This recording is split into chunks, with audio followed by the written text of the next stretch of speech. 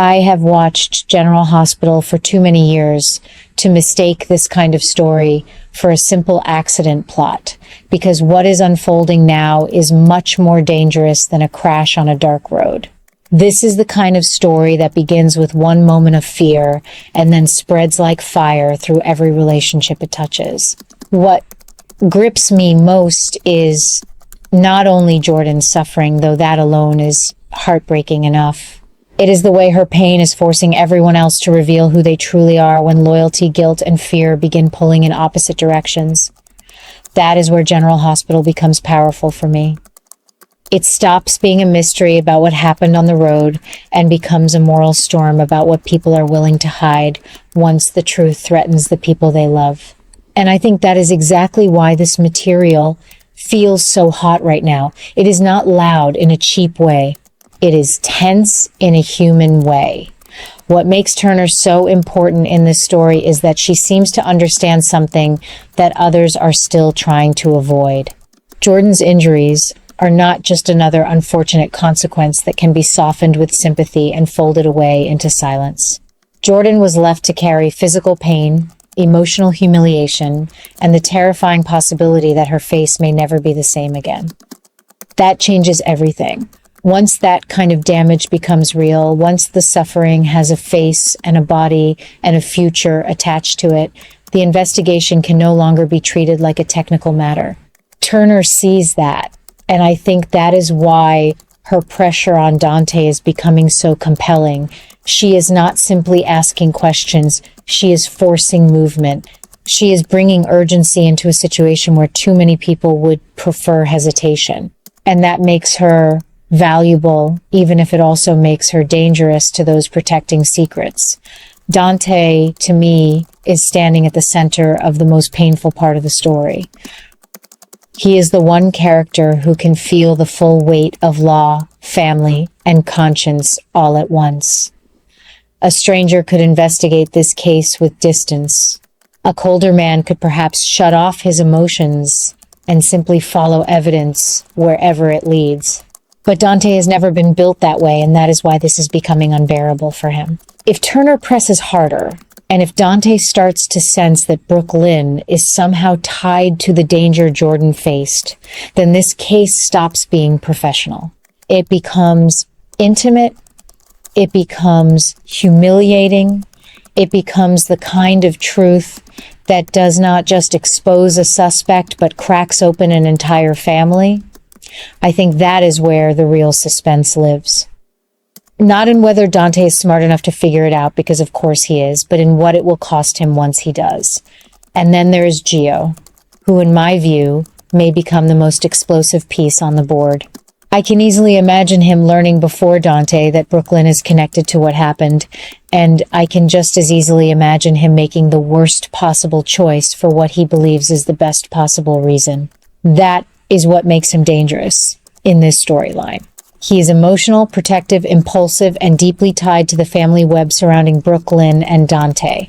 A character like that does not need bad intentions to create disaster. He only needs love mixed with panic.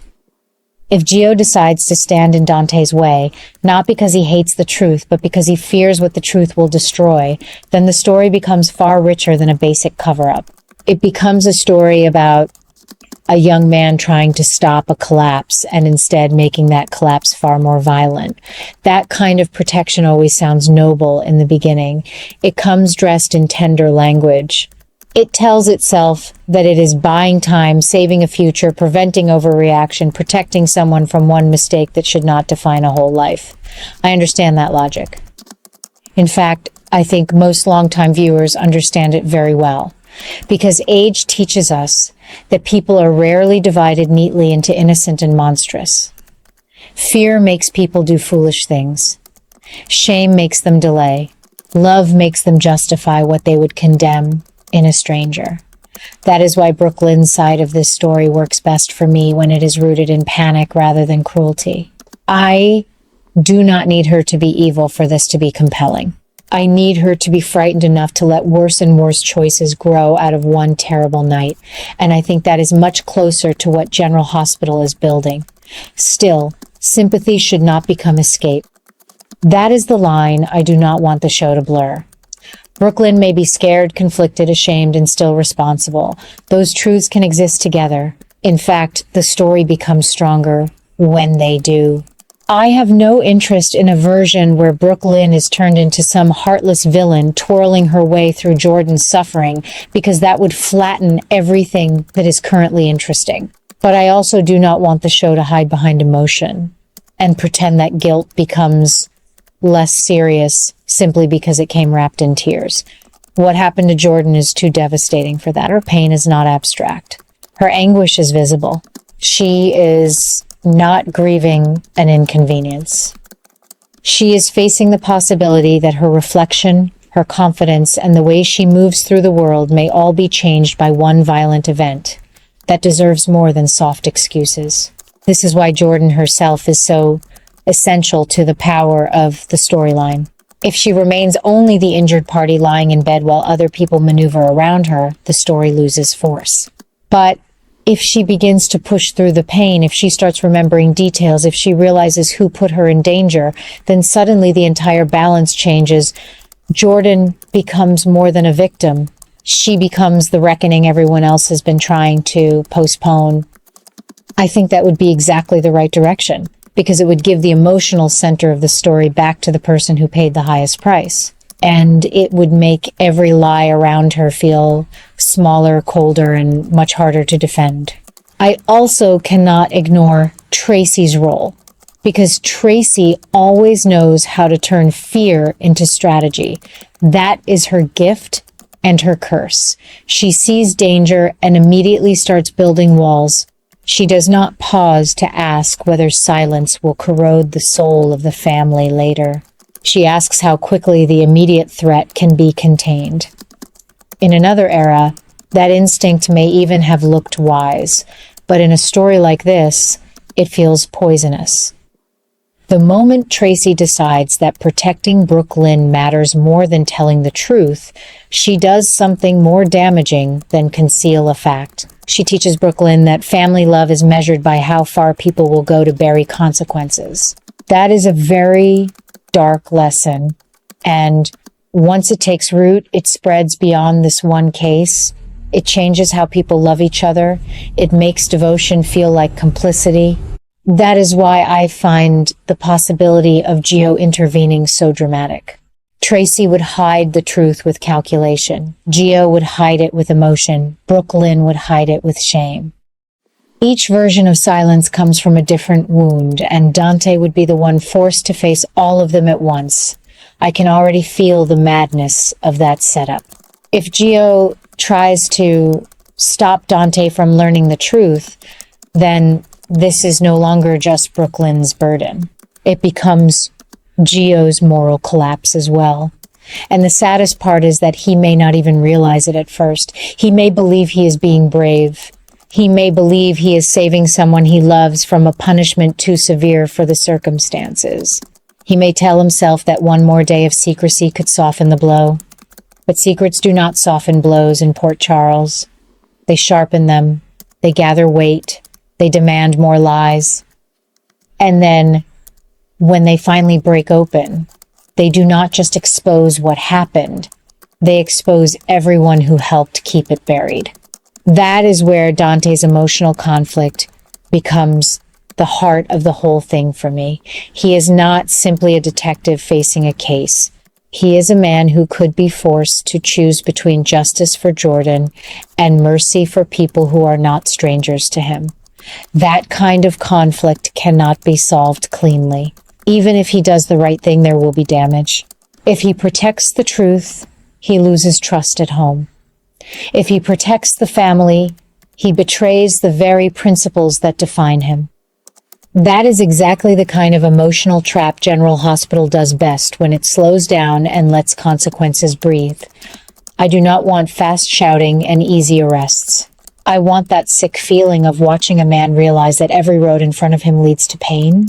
And that is why Turner's role should continue to grow. She is not there to make things comfortable. She is there to stop comfort from becoming corruption.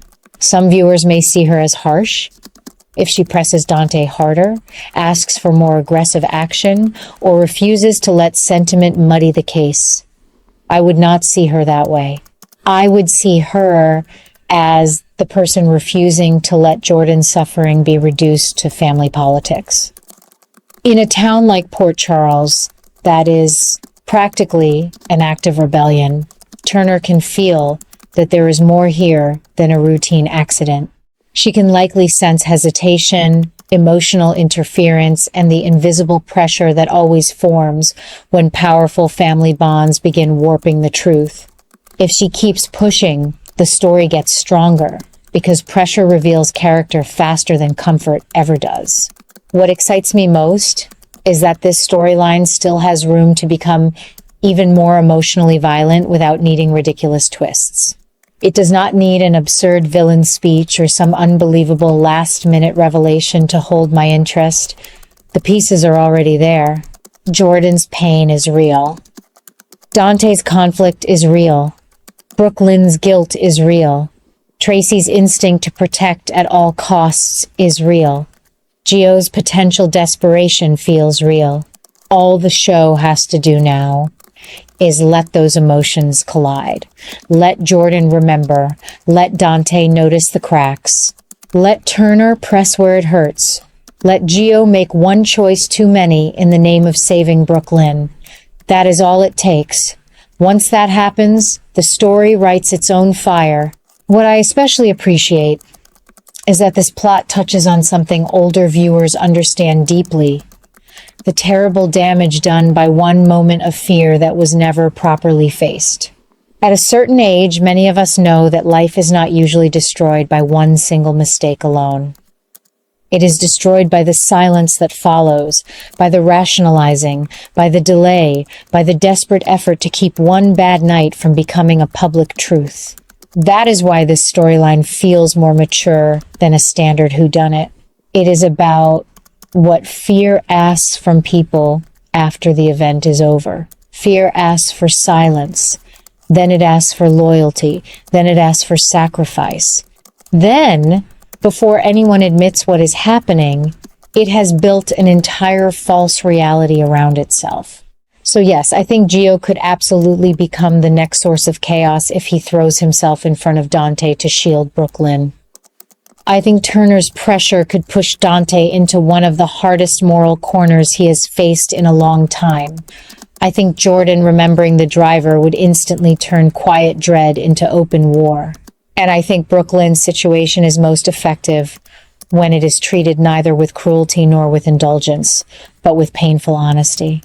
She may not have meant to destroy Jordan's life, but intention cannot be the only thing that matters now. The harm is already done. The scars, physical or emotional, are already there. The longer the truth is delayed, the uglier everyone around it becomes. That is the heat I feel in this story, and it is why I think General Hospital is standing on the edge of something genuinely gripping. Not just shocking, not just noisy, but gripping in the old-fashioned soap sense, where every relationship starts trembling because one hidden truth has grown too heavy to carry. I do not need this story to make me hate anyone. I need it to make me understand why each person is doing what they are doing, even as I watch those choices drag them toward disaster. That is exactly the kind of storytelling that keeps longtime viewers like me invested. It respects emotion, consequence, and human weakness all at once.